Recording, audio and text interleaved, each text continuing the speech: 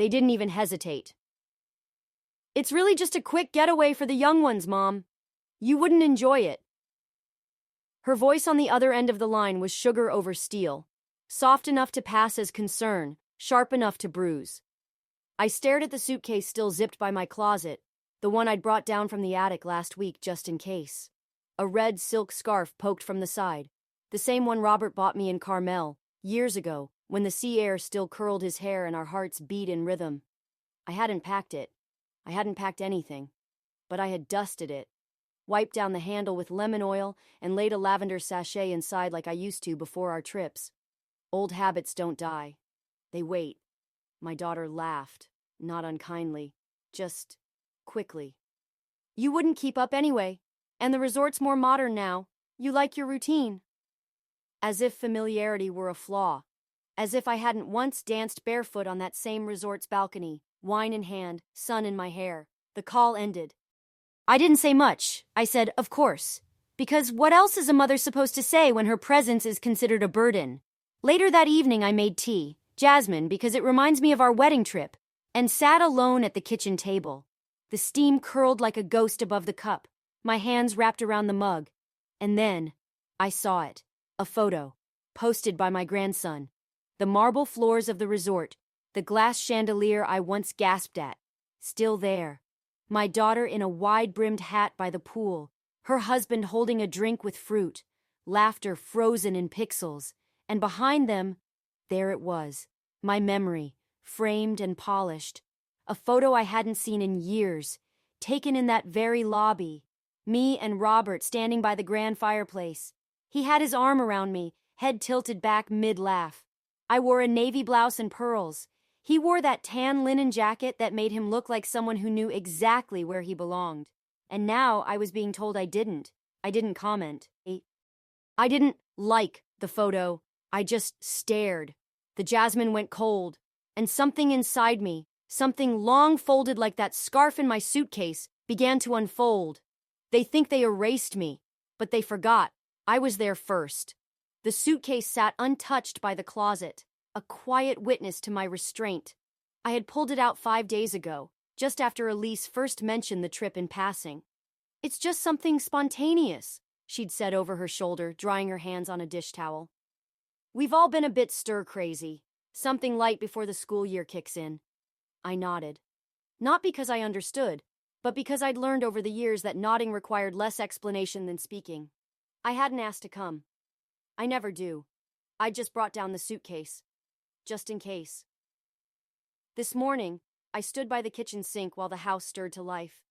My grandson Luke bounded in with half-tied shoelaces, already asking where his tablet was. Elise followed, coffee in hand, her hair up in that breezy knot she wears when she's half-focused on 6 things at once. "Mom, can you make sure the dog gets fed? And if you're going to the store later, we could use more milk," she said, scanning the fridge without really looking at me. "Yes," I said. Her husband Greg walked in still in socks, tapping something into his phone. "What time's our flight again?" 11:40, Elise answered, sipping her coffee. "We'll leave here by 9. That's when Luke turned to me and asked, "Grandma, aren't you coming too?" A beat of silence. Greg's thumb stilled above his screen. Elise looked over her mug at me, and for just a flicker of a second, she hesitated. Then, "Sweetheart, Grandma's staying here to watch the house, remember? She doesn't like all that heat." "I never said that," I replied softly, not accusing, just clarifying. But it was too quiet. Too late. Elise gave a tight smile, the kind that's polished smooth over years of rehearsals. "It's a lot of walking, Mom. And the rooms are small. There wouldn't really be space. You'd be more comfortable here." "I see." That's all I said. Not because I was calm, but because I couldn't trust my voice not to tremble. Luke had already lost interest, now fishing crackers from his backpack. Greg was muttering about parking at the airport. No one looked at me. No one saw me wrap my hands around the kitchen towel just to keep them still. I turned toward the window where morning sun hit the garden fence. The begonias I planted last spring were finally blooming, though no one ever noticed. A pair of finches fluttered near the feeder. I wondered if they knew how lucky they were, coming and going as they pleased. Behind me, the kitchen filled with the sounds of movement. Cereal boxes opening, luggage wheels scraping against hardwood. Elise's laughter at something Greg said. Luke singing to himself off-key. I reached for my teacup. Cold. I hadn't taken a sip. When they left for errands, the house sank back into its familiar hush. I walked to my room. The suitcase was still there, leaning slightly as if in wait. I knelt and unzipped it slowly. Inside was the silk scarf, a pressed blouse, a pair of sandals still wrapped in tissue. I ran my fingers along the edge of the fabric. Then quietly, I began to unpack. One piece at a time. As I folded each item and placed it back in the drawer, I realized I wasn't sad. Not exactly. What I felt was something quieter. A kind of soft, weathered resignation. It's not that they meant to hurt me. That's the thing about being quietly excluded. No one raises their voice, no doors are slammed, just a series of moments where you weren't considered, weren't factored in. You were just left out of the frame. And the worst part? They don't even notice. The scarf was still on the dresser. I didn't put it away after I unpacked. I told myself I'd hang it up later, but the truth was simpler. I liked seeing it there. A little thread of color in a room growing increasingly neutral. A reminder of movement, of something once anticipated. Now it just lay there, soft, folded, and unnecessary. Like me. That morning the house woke without me. The coffee machine had already sputtered and cooled by the time I shuffled in. Toast crumbs littered the counter. Someone had left the peanut butter jar open again. Knife balanced precariously on a plate. A smear of jam, half-heartedly wiped, still stained the edge of the dish towel. Not the one I placed by the sink, but a different one. Thinner, newer, striped. Mine was still there, folded neatly on the oven handle, untouched. It had tulips embroidered in one corner. Elise used to love that when she was little. Now it just hung like a museum relic, too quaint to throw out, too unfashionable to use. I boiled the kettle again and made a cup of tea. Jasmine. Always jasmine. But I didn't sit at the table like I used to. Not anymore. Somewhere in the last year the kitchen table had shifted. It used to be the center of things. Conversations, school projects, birthday candles. Now it felt like a thoroughfare. A place for keys and grocery bags, earbuds and unopened mail. My cup didn't belong there, so I carried it to the living room, placed it on the end table next to the sofa, and sat. The upholstery sagged a little more each week. Or maybe I just noticed it more now. I reached for the remote. The batteries were dead. Again. I didn't bother asking anymore. Someone always meant to replace them. They just didn't. I pulled the Afghan over my lap, the one I crocheted 2 winters ago when Elise was pregnant with Luke.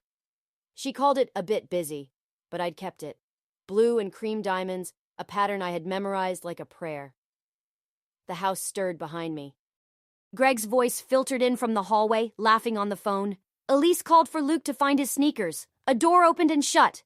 Then silence. I was alone again. So I opened Facebook. It wasn't spiteful, just habit. Just curiosity, really. A little window into the life I had once been part of. There they were. In the photo, Elise stood by a sparkling blue pool, wide-brimmed hat shadowing her face. Luke clung to a giant inflatable dolphin, grinning. Greg held up a drink with a plastic pineapple stirrer, all smiling, all sunlit. Behind them, beyond the water and the lounge chairs and the laughter, was a wall of warm stone and marble. And mounted there, in a gilded frame I knew too well, was a photo. My photo. Taken years ago, the first time Robert and I had stayed at that very resort. He was mid-laugh, his hand on my shoulder. I stood beside him, slightly turned, wearing that navy blouse with the shell buttons. The red scarf, the same one still on my dresser, looped casually around my neck. I stared. At first I thought it was a trick of the light, but no, there it was, framed, centered, proud. I clicked the photo, zoomed in. My breath caught. I hadn't seen it in years. I'd forgotten how much younger we looked, how natural it felt to belong in a place so grand. Now, I had been told I wouldn't enjoy it. That it wasn't meant for me, but the resort remembered. I sat there a long time. The jasmine had gone cold. The remote still didn't work. The tulip towel still hung, unused. How strange, I thought. That a photo on a wall hundreds of miles away remembered me more than the people in the next room. I rose. slowly, and walked to the hallway. My reflection caught in the mirror. My hair was neatly pinned, cardigan buttoned, slippers soft and familiar. But something in my eyes startled me. I didn't look sad. I looked erased. Not intentionally, not maliciously. Just softly faded, like an old ink drawing left in the sun. I turned back to my room, smoothed the red scarf with both hands, and finally placed it back in the drawer. They think I've disappeared. But I was there first. And soon, I would remind them. It had been raining when we arrived. Not a storm. Just that soft, whispering kind of rain that glosses everything in silver and makes you grateful for the arm wrapped around your waist. Robert always walked slightly ahead when he was excited. Not far, just enough to keep looking back to make sure I was still there. He did it then, suitcase in one hand, my palm tucked into the other, grinning like a boy who'd won something. "It smells like lilies," I said as we stepped into the resort lobby. He inhaled dramatically. "Lilies, marble, and money." I swatted his arm. "You promise not to make jokes about how fancy it is." He leaned in, kissed the side of my head. "You're the fanciest thing in here." The marble floor gleamed like still water beneath our feet. A pianist in the corner played something elegant and slow. Staff glided by in pressed uniforms, offering cool towels and glasses of something pink with mint. But none of that mattered. What I remember most is how he looked at me, like I belonged there, like we did. The air inside was crisp with air conditioning, but warm with candlelight and flower arrangements that seemed too perfect to be real. My heels clicked softly against the floor as we made our way to the reception desk. That was the year we'd decided to celebrate our 40th anniversary in style. He'd insisted on doing it right, though I hadn't expected anything like this. We'd never had luxury growing up, but Robert had saved for nearly a year in secret, squirreling away bits of his pension and birthday money. I found out later only because he'd hidden the reservation printout behind the cereal boxes. I still remember what I wore: navy silk blouse, pearl earrings, and that red scarf. The one he gave me in Carmel on our 15th. He said it made me look like I had secrets worth keeping. That afternoon, after check-in, he led me straight to the fireplace in the lobby. "Come on," he said. "I want to get a picture before your curls flatten in this humidity." "Thanks for the warning," I said, laughing, but I stood by the fireplace anyway.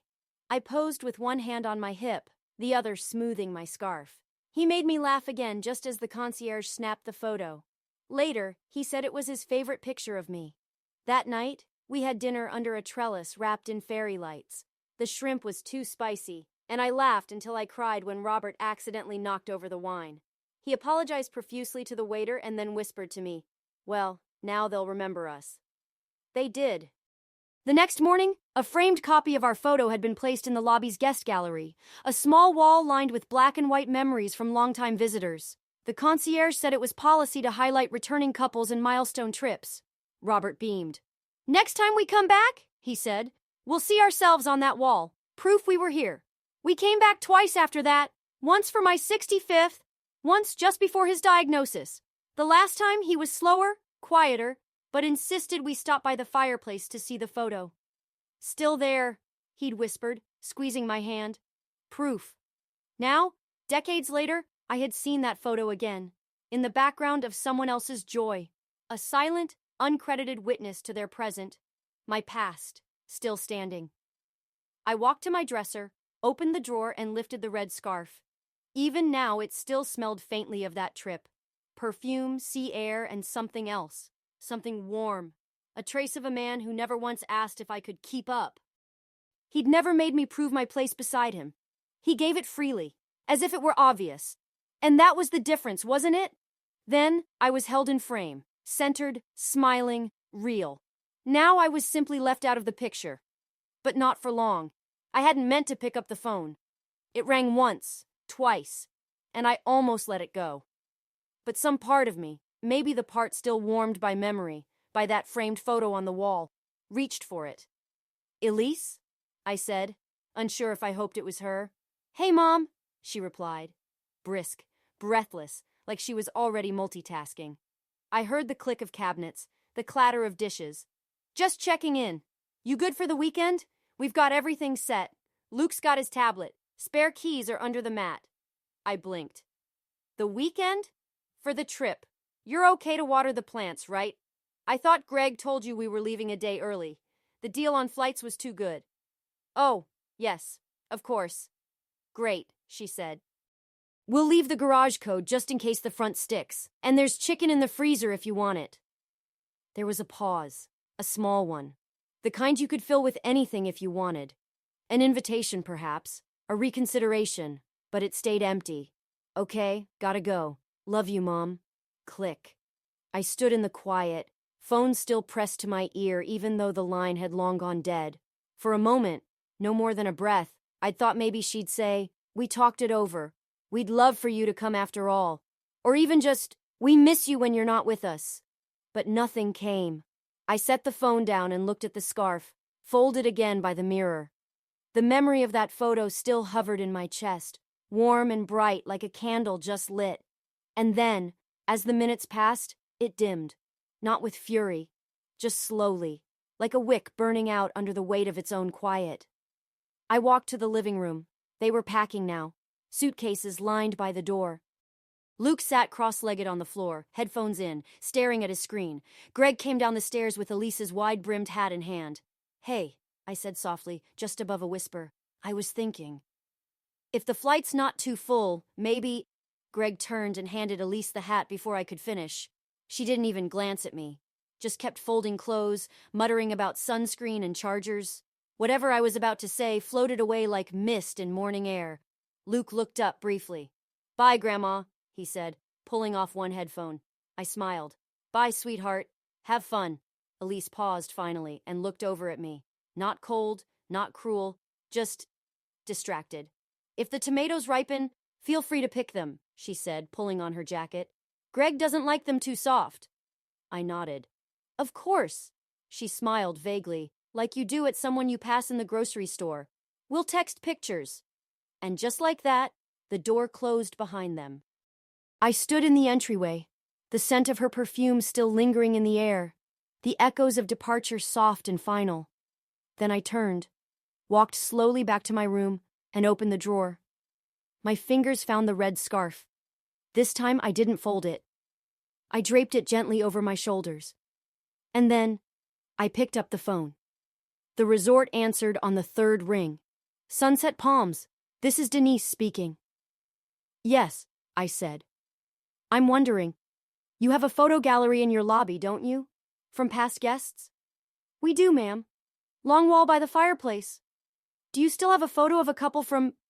Goodness, maybe 20 years ago? A man in a tan jacket, a woman with a red scarf? A pause. Typing. Then, yes, actually, we do. Beautiful shot. Still framed. Why do you ask? I smiled. Not wide. Just enough to feel it in my cheeks. No reason, I said. Just checking. I hung up the phone. The jasmine tea was still on the nightstand, cold again, but this time I drank it. The candle of hope hadn't gone out after all. It had simply moved. I didn't sleep that night. Not because I was crying. Not even because I was angry.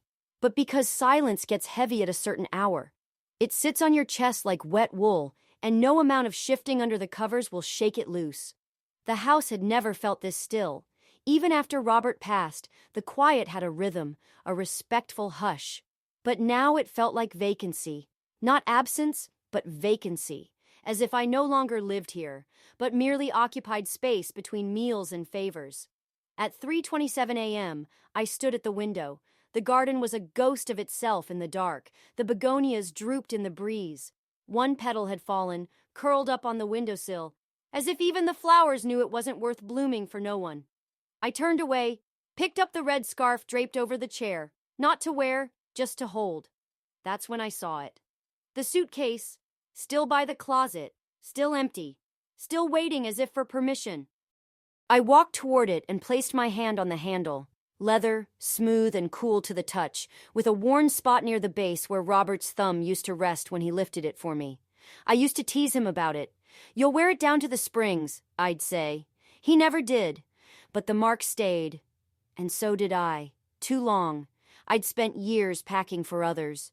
For trips I wasn't invited to, for lives I only supported, never lived. I'd folded towels, checked lists, kept schedules, and waited. Waited to be asked, to be needed, to be seen. But tonight, standing in my nightgown, the scarf in one hand and the other resting on that old suitcase, I realized something. They would never ask. Not because they didn't care, but because they had forgotten how. That was my fault too. I had made myself convenient, invisible, helpful without boundaries, present without pride. And what did I get in return? A list of freezer meals, a watering schedule. A passing "love you, Mom," shouted over a shoulder while the door clicked shut. I sat on the edge of the bed and stared at the floor for a long time. The carpet was slightly indented where the suitcase had rested. A shallow hollow, a quiet stamp of waiting. And that, I think, was the moment I cracked. Not loudly, not with sobs or screams, but with a breath so long and hollow it left my chest aching. I whispered something then. I'm not even sure what. Maybe Robert's name. Maybe just enough. I stood slowly, not because I felt strong, but because I couldn't bear the weight of stillness any longer. I opened the closet. I packed, not with the care of someone preparing for a trip, but with the resolve of someone reclaiming herself. The navy blouse, the soft sandals, the earrings, the scarf. Each item folded with the dignity I had forgotten I possessed. And one last thing. A photo. The original print, now slightly faded, tucked into the inner pocket. Robert's laugh caught in time. My scarf just visible at the edge. A reminder, not of what I'd lost, but of who I had been. By dawn, the suitcase stood upright by the door, zipper pulled shut, red scarf looped around the handle. Outside, the begonias stirred in the breeze again. A few petals had fallen. I bent, gathered one, and placed it inside the outer pocket, because even wilted beauty deserved to be remembered. The house was still asleep when I left, and for once, I didn't leave a note. The bus rumbled forward, humming like an old sewing machine. Not loud, not fast, just steady. Outside the window, the world moved past in blurred golds and greens, farmland, gas stations, the occasional billboard. It had been years since I'd traveled alone, and even longer since I'd done so without someone expecting my return by dinner time. The seat beside me was empty. I didn't mind. I had the scarf across my lap, not around my neck, not yet, just resting there. The fabric caught the morning sun through the window, glowing like a coal not quite dead. I smoothed it absent-mindedly, feeling the worn softness beneath my fingertips. Funny how something so light could carry the weight of an entire memory. I thought of Robert, of course, of how he'd grin any time I wore it. "There she is," he'd say, like he was spotting me across a crowded room. "There she is." I whispered it now, not out loud, just in the quiet corners of my mind. A name I hadn't called myself in a long time. The bus jolted slightly as we turned off the highway, and I sat a little straighter. I had told no one where I was going. I hadn't answered Elise's goodnight text. "Sleep well, Mom. We'll send pics tomorrow." She'd added a heart emoji. It sat there like a sticker on a sealed box, decorative but pointless. They'd forgotten that I once stood in the center of things, that my hands once carried the weight of their worlds. That my voice used to fill these very halls I was returning to. The scarf slipped from my lap and I caught it, not just to keep it clean, but to keep it mine. This wasn't just fabric, it was the thread of who I had been, the woman who posed proudly by the fireplace, the woman who wore color without apology, the woman who once laughed so loudly in the resort's restaurant that the waiter offered us complimentary champagne just to keep us seated longer. I had dimmed her, not lost her, dimmed her, on purpose. For convenience, for harmony, for their comfort. But she was still there.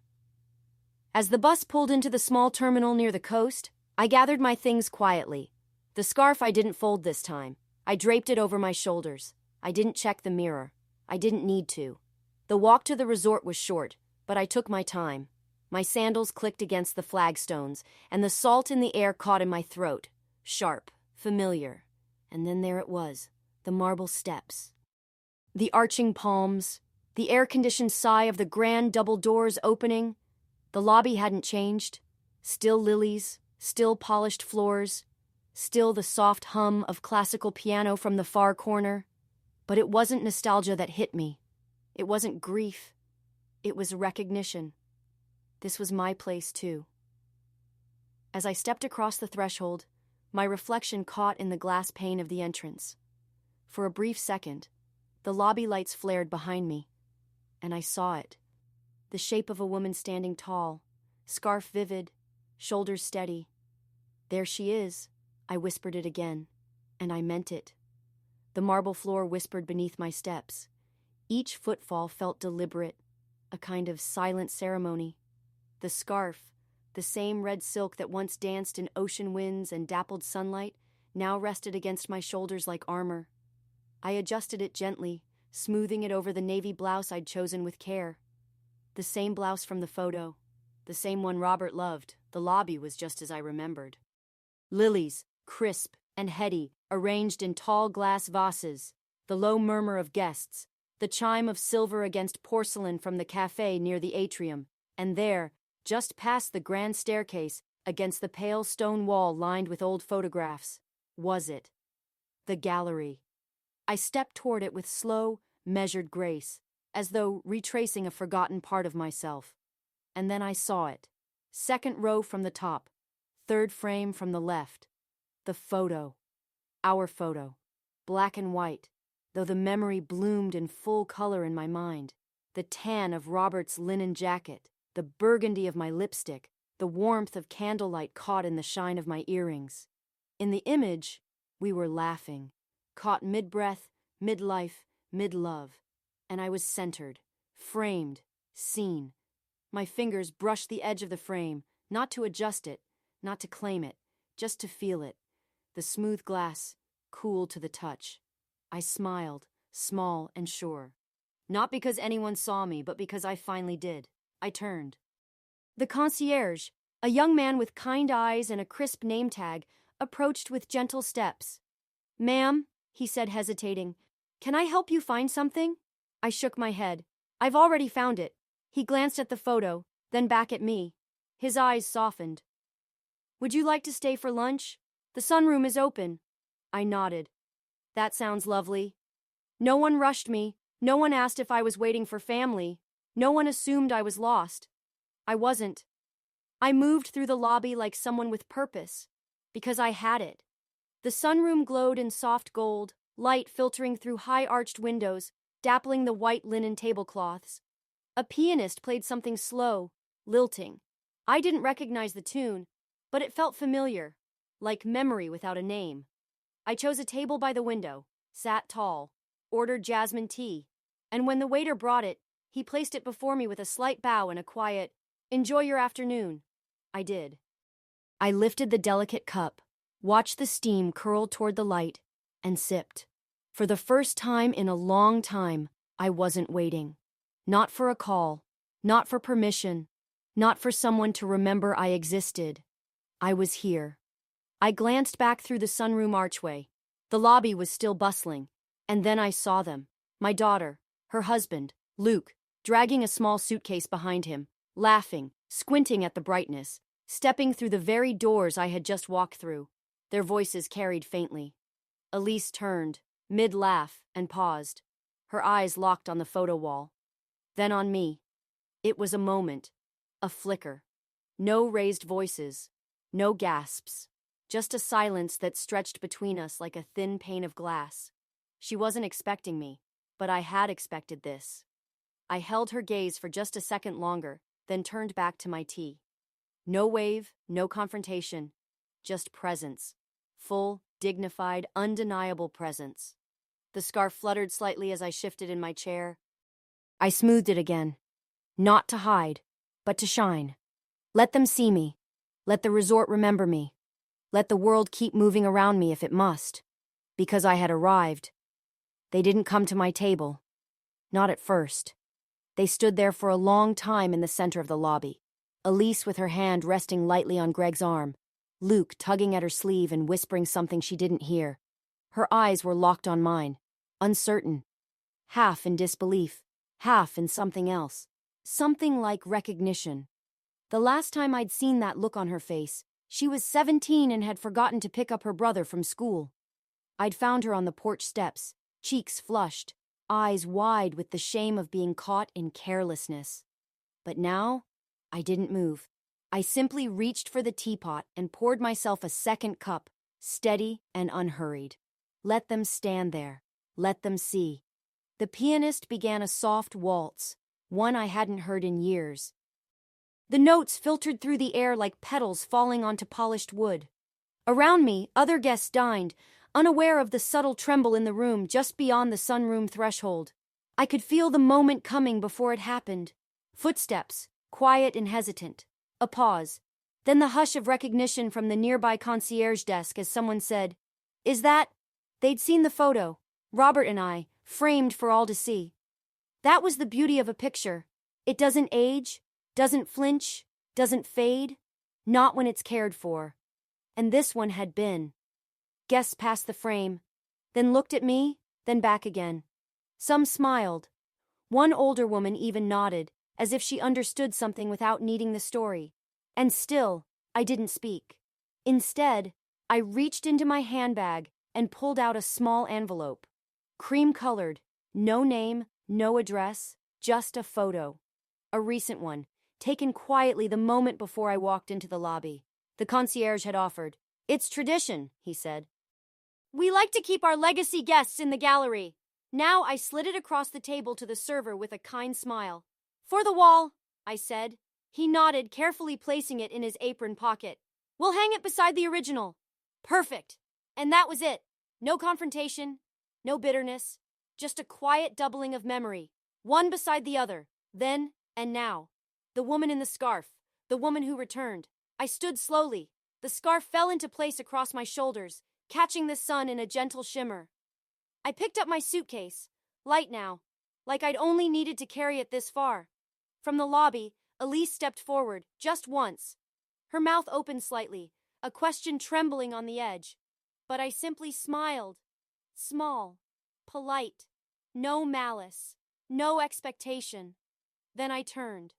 I walked the length of the marble floor, past the lilies, past the grand staircase, past the piano still singing its lullaby of elegance. I did not rush. I let my heels click softly, steadily, like punctuation on the end of a very long sentence. And just before the doors opened to let me out into the bright afternoon sun, I paused and looked back. At the photo. At the frame beside it, soon to be filled. At the life I had built and reclaimed. Then I left. The scarf fluttered as the doors closed behind me. Not goodbye, not revenge, just closure. A frame and then another. The past and the present hung side by side in a place that remembered what they had forgotten. The train home wasn't scheduled until late afternoon, and the resort had kindly offered to hold my bag. "No rush," the concierge said with a smile, recognizing me not as a guest in passing, but as someone returning. A legacy. I didn't correct him. I just nodded, calm. There was no reason to rush now. The sunroom, once a distant hum in my memory, now welcomed me as though I had never left it. The same high-backed chairs, pale and floral, the same long windows framing the sea like a living painting. The same quiet music, softer now. A cello this time, played somewhere near the patio, notes slow as breath. I took my seat by the window again. The same table, same teacup, new jasmine. The server had remembered. He poured without a word, placed a shortbread biscuit on a silver tray, and left without asking if anyone would be joining me. Because he knew. And so did I. I was enough. Outside, a breeze moved through the palms, and the light bent through the glass just so, bathing the table in soft gold. I set the scarf down beside my cup, the fabric fluttering slightly, as if exhaling.